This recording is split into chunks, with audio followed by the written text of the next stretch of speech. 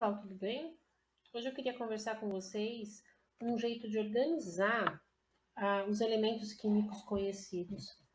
Hoje a gente vai trabalhar um pouquinho com tabela periódica. Então, o que é tabela periódica? Tabela periódica é uma ferramenta que serve para orientar um químico. De que jeito? Vou colocar uma tabela periódica aqui para a gente dar uma olhada. Aqui essa tabela periódica é a tabela periódica mais recente. Então, se a gente olhar a história da tabela periódica, os cientistas sempre se preocuparam com a organização. Desde quando tinha 60 elementos químicos conhecidos, eles se preocupavam em organizar esses elementos químicos para a gente conseguir, através dessa organização, um jeito de prever ou entender ou consultar as propriedades de cada elemento químico, como que ele reagiria, com quem que ele se pareceria, com quem que ele poderia se combinar de uma maneira mais fácil, qual a energia que a gente tinha que despender numa transformação. Então é como se a gente tivesse um monte de roupa e tivesse que organizar o guarda-roupa. Então a gente sabe que a gente espera de cada prateleira, de cada gaveta, o que a gente tem ali. Eu vou procurar uma blusa de passear, eu sei aonde procurar. Eu vou procurar uma blusa de fazer ginástica, eu sei aonde procurar. Então, a preocupação sempre foi estabelecer uma tabela, uma ferramenta, onde a gente tivesse essa organização. E muitos químicos trabalharam nisso. Mendeleev foi o cara que sacou, jogando baralho, um jeito de organizar esses elementos. E desde aí, a tabela que Mendeleev idealizou foi melhorando com o tempo, a partir de novas descobertas, novos interesses. Hoje, com todos os elementos descobertos e sintetizados, a gente organiza dessa forma. A gente quem? Existe um órgão chamado IUPAC que é responsável por essas convenções, tanto nomenclatura, quanto linguagem, quanto estabelecer padrões. Então, a IUPAC estabelece hoje, ela é responsável por estabelecer esses novos padrões. Então, os elementos químicos são organizados nessa tabela em ordem de número atômico. Lembram o que é número atômico? Número atômico é a quantidade de prótons que um elemento tem dentro do seu núcleo. É isso que faz ele ser único. Então, o elemento hidrogênio. Vamos lá? Hidrogênio. Todos os átomos que têm um próton no seu núcleo. Então, a gente está olhando o número atômico igual a 1. 2, hélio. 3, lítio. 4, berílio. E a gente vai colocando os elementos químicos na tabela em ordem crescente desse número atômico. Toda tabela vai aparecer para a gente, de acordo com cada editora, uma legenda. Porque a editora ela tem uma liberdade de colocar dados nessa tabela periódica. Então, a gente vai na legenda da tabela e o que mostra essa legenda? Mostra o jeito que a gente organiza cada quadradinho desse. Então, a legenda vai mostrar para a gente o número atômico, dessa tabela periódica. O número atômico está em cima. O símbolo vai estar no centro da tabela. O nome do elemento vai vir logo abaixo do símbolo. E a massa, ou seja, a massa atômica relativa, o peso atômico do elemento, vai estar como um número aqui decimal. Rosana, mas qual é a diferença entre número de massa e massa atômica? O número de massa a gente viu que é a soma dos prótons e dos nêutrons dentro do núcleo. A massa relativa, a massa atômica relativa, é a média desses números. Então a gente sabe que existe o mesmo elemento, para o mesmo elemento, várias massas. A gente chama esses elementos que têm massas diferentes de isótopos. Se a gente tirar uma média ponderada, a gente vai ter uma média da massa desse elemento. É essa média que vai vir aqui. Por isso que é um número decimal. É o resultado de uma conta de média ponderada. Então, a princípio, a gente tem estabelecido essa organização? Vamos ver com mais detalhes. Como é que a gente vai montar essa ordem desse nosso guarda-roupa? Existem na tabela periódica 7 linhas. Essas linhas da tabela periódica são chamadas de períodos. Então, eu tenho 7 períodos. Bom, por que eu preciso de 7 períodos? Porque, no máximo, existem 7 camadas de elétrons dentro de um elemento. Um elemento possui, no máximo, 7 camadas de energia, níveis energéticos. Lembram da aula de distribuição de elétrons? Muito bem. Então, quem vai morar na primeira linha? O elemento que mora no primeiro período, ele possui só um nível ocupado. Ah, quantos elétrons cabem no primeiro nível? Vocês lembram? 2 elétrons. Então, 1 elétron, 2 elétrons. Pronto. Quem tem 3 elétrons? Já não tem mais um nível só, possui 2 camadas energéticas. Então, aí eles vão para a segunda linha. Ah, quantos átomos vão caber nessa segunda linha? A quantidade, ó, 1, 2, 3, 4, 5, 6, 7, 8. A quantidade de elétrons que cabem nesse segundo período. Preenchi o primeiro período, preenchi o segundo período. Quem for maior e precisar ter outro nível de energia com elétrons, vai morar na terceira linha. Então, qual é a informação que o período, a linha, traz na tabela periódica? A quantidade de camadas que existem no elemento. As camadas ocupadas desses elementos. Bom, e essas duas linhas aqui embaixo? Essas duas linhas aqui embaixo, elas estão encaixadas dentro da tabela periódica. É um jeito de organizar para essa tabela periódica ficar um pouquinho mais curta. Porque a organização seria colocar essa linha aqui dentro. Porque são sextos e sétimos períodos. Então, eu tenho aqui, ó, mais elementos preenchendo esses dois níveis de energias últimos, aonde a gente ia encaixar essas linhas aqui. Para sistematizar, para a gente colocar essa tabela periódica de um jeito mais didático, que caiba numa folha, que seja organizado, mais quadradinho, a gente tira essas duas linhas daqui, põe aqui para baixo, para não ficar muito comprida, só por isso. Como chama essa série? Essa série se chama lactinídeos. E essa aqui, actinídeos, que representam os dois elementos que começam essa série. A gente já vai ver isso aqui daqui a pouquinho. Então, recapitulando, linhas são chamadas de períodos e indicam o nível, ou seja, o número de camadas que cada elemento tem preenchida com elétrons, tá? Vimos linhas? Vamos ver as colunas, então. Parece um jogo de bacalhau, né? Linha e coluna. Colunas. As colunas na tabela periódica vão ser chamadas de grupos ou famílias. A gente vai ter, numa tabela periódica, 18 famílias.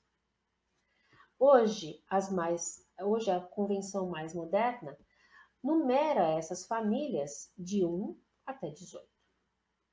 Então, o que mostra pra gente essas famílias? Antigamente, a gente preenchia essas famílias com nomes de acordo com estabelecimentos de propriedades. Então, a gente falava assim, ó, existem famílias que são A e existem famílias que são B. Isso aqui é bem útil pra gente, hoje, até hoje. Então, 1A, 2A, 3A, 4A, 5A, 6A, 7A e 8A. E as Bs? As Bs a gente tem nesse vale aqui. Tá? Então, de 3 até a família 12, até o grupo 12, a gente estabelece como os elementos que a gente chama de elementos de transição. 1, 2 e de 13 até 18, a gente tem o que a gente chama de elementos representativos, certo? O que é importante a gente entender nesses grupos? Os elementos que fazem parte do mesmo grupo, ou seja, são da mesma família, possuem semelhantes propriedades químicas, certo? E por que que isso se dá? Porque a gente tem nesses grupos e nessas famílias elementos com o mesmo número de elétrons na camada de valência, na última camada. Então vamos ver o elemento que está aqui, ó, na primeira posição. O que a gente tem a respeito? Qual a informação que a gente já tem a respeito dele? Ele tem uma camada só e tem um elétron nessa camada de valência. Embaixo dele, esse elemento aqui, que é o lítio, possui duas camadas, ó, porque está na segunda linha. E ainda tem um elétron na última camada, na camada de valência. Então, todo mundo que mora na camada, na família 1A, tem um elétron na camada de valência. Isso é muito útil para a gente, tá? Vamos dar uma olhada aqui, ó. A gente tem uma classificação geral na tabela periódica. Essa classificação tem que ser decorada. A gente tem que bater o olho e entender o que a gente espera da tabela periódica. A gente tem essa parte amarela, metais. Ó, é a maior parte da tabela periódica.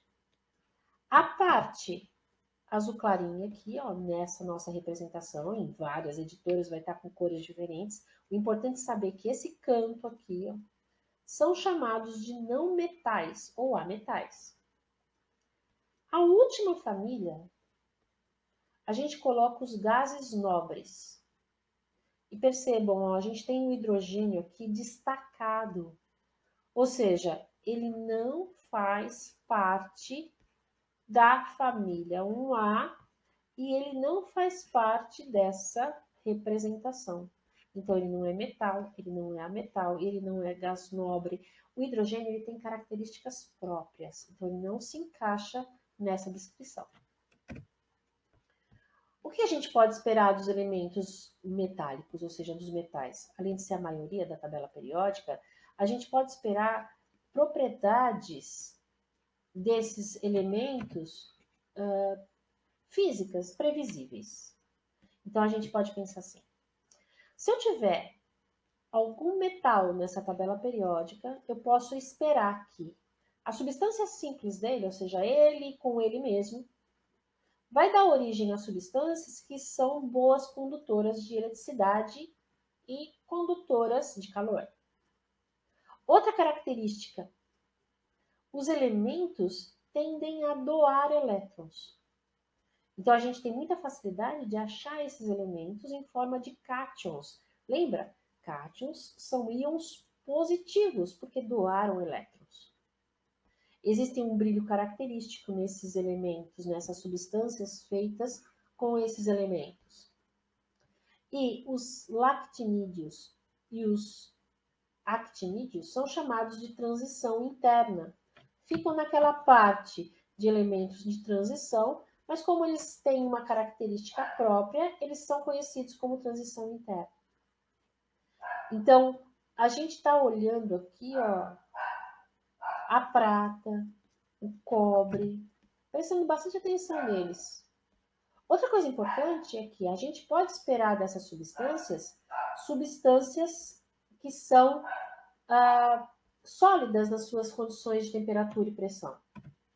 Então, a gente está olhando a única exceção metálica que vai entrar nas nossas condições ambientais como líquida é o mercúrio. O resto tudo a gente pode esperar substâncias sólidas.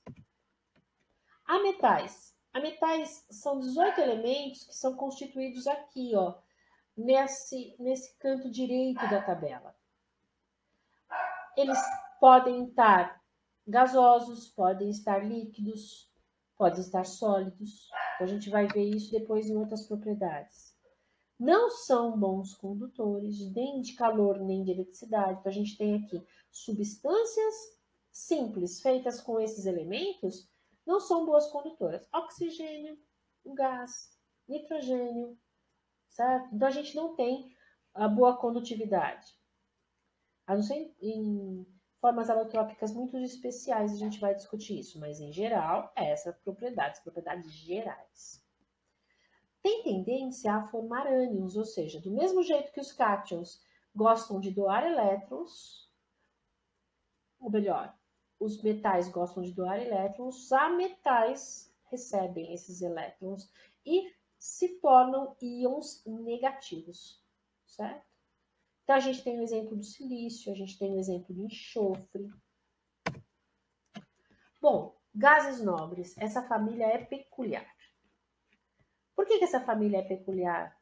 Porque os elementos dessa família são estáveis, ou seja, quase não reagem. Em condições naturais, eles não reagem. Eles vão reagir em condições muito especiais. Então, eles não se combinam com nenhum outro elemento nobres. Eles são ametais, então a gente espera deles condições características de ametais. E não fazem parte dos organismos vivos, porque eles não vão reagir.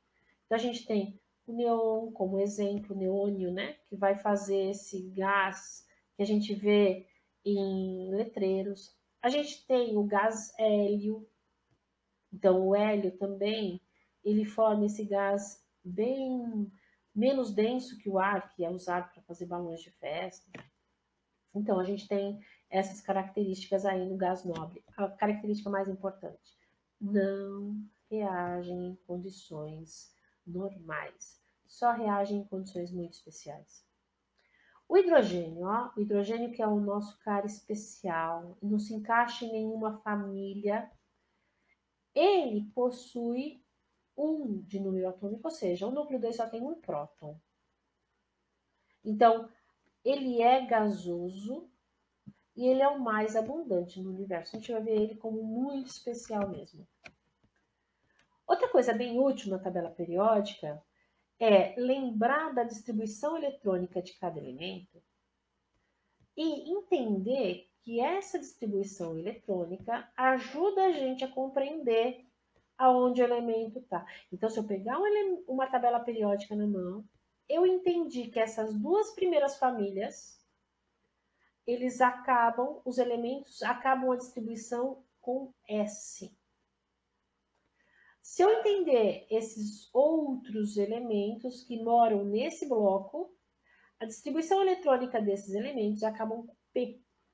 Então, peguei um elemento, fiz a distribuição eletrônica, acabou com P. Eu sei que ele vai entrar nesse grande bloco aqui de classificação. D, essa região de transição. E F, essa transição interna. Vamos dar um exemplo aqui, ó. Vamos pensar no sódio. O sódio tem número atômico de 11. Ó, se eu fizer a distribuição por níveis, né, por energia, 1s2, 2s2, 2p6, 3s1. Olha aqui minha camada de valência. O que essa camada de valência mostra para mim do sódio em relação à tabela periódica? Esse número 3, grandão aqui, ó, é a camada, não é a última camada? É. Então, mostra a linha que ele tá. Contar. 1, 2, 3. Tá no bloco S? Sim. E esse 1zinho aqui, o que significa? Tem um elétron na camada de valência. Então, tá na família 1. Certo? Então, a gente olhou, a gente fez de trás para frente, né? A gente pegou o número atômico e entendeu aonde o sódio mora. O mais legal é pensar na tabela periódica ao contrário. Eu peguei a tabela periódica. Eu sei que o sódio mora aqui. Então, eu olhei o sódio aqui na tabela periódica, eu já sei. A distribuição eletrônica dele acaba com S. Ele tem um elétron na camada de valência e possui 3 camadas. Então, a tabela periódica me mostra muitas informações sobre essa distribuição eletrônica. Uma outra coisa importante, daqui a pouco a gente vai ver sobre materiais radioativos, a gente tem instabilidades em núcleos grandes. Então existe um jeito, de uma linguagem diferente, bem própria da gente tratar alguns elementos como transurânicos. O que significa elementos transurânicos? Significa que o elemento tem maior número atômico do que o urânio. São elementos que estendem ao número eletrônico, o número atômico do urânio. O urânio tem número atômico de 92. Então, os elementos que tiverem número atômico maior do que 92, a gente vai chamar de transurânicos. Por que isso? Porque o urânio é o último elemento encontrado na natureza. Então, elementos transurânicos são sintéticos, então são feitos em laboratório. Nossa, Rosana, mas como é que faço um elemento no laboratório? Lembra, elemento muda quando o número atômico muda. Se eu colocar mais um próton nesse núcleo, eu já tenho um outro elemento. Então, manipulação nuclear ajuda a gente a sintetizar elementos novos. É por isso que elementos vão sendo sintetizados a partir dos outros elementos, estabelecendo um número de prótons diferentes, certo? Então, eu tenho elementos químicos com um número atômico maior do que 92, sendo chamados de transurânicos.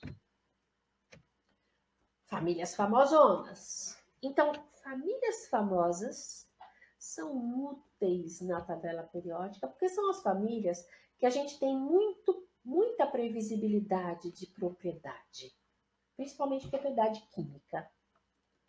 Quais são as famílias que a gente vai ter que pensar e decorar o nome dessas famílias famosas? É muito comum, né? Até na sociedade. Ah, fulano é da família tal. Ah, fulano... Na tabela periódica vai funcionar igual. As mais famosas são essas que eu apontei aqui como as mais importantes. Então, a família 1, né? O grupo 1, a família 1A, elas são chamadas de alcalinos, metais alcalinos. São metais e são alcalinos.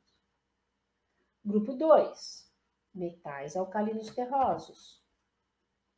Outra família importante, a família 6A, o grupo 16, aqui é 16, né? Calcogênios. A família 7A é os halogênios. E os gases nobres, que a gente já viu, que é a última família. Então, importante para a gente. 1A, lembrando que não vai incluir o hidrogênio. O hidrogênio não é metal, não pode ser incluído nos metais alcalinos. 2A, alcalinos terrosos. 18 ou 8A, gases nobres. 17 ou 7A, halogênios.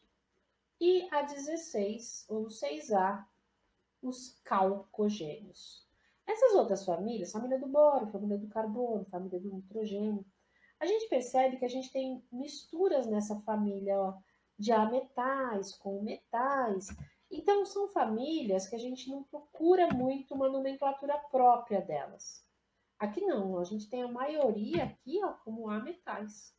Então, a gente dá o nome dessas famílias onde a gente tem propriedades muito semelhantes, nome muito especiais, né? Essa tabela aqui eu coloquei porque vem com uma legenda diferente. Ela vem mostrando cada cor, o que a gente pode, como a gente chama, né? Cada família dessa. Então, metais, gases nobres, metais alcalinos terrosos, semimetais, que é uma nomenclatura que hoje em dia já caiu em desuso, halogênios, outros metais, metais de transição, que são todos esses rosinhas aqui desse vale, actinídeos, lantanídeos. Então, a gente tem várias nomenclaturas aqui que pode estabelecer algumas regras.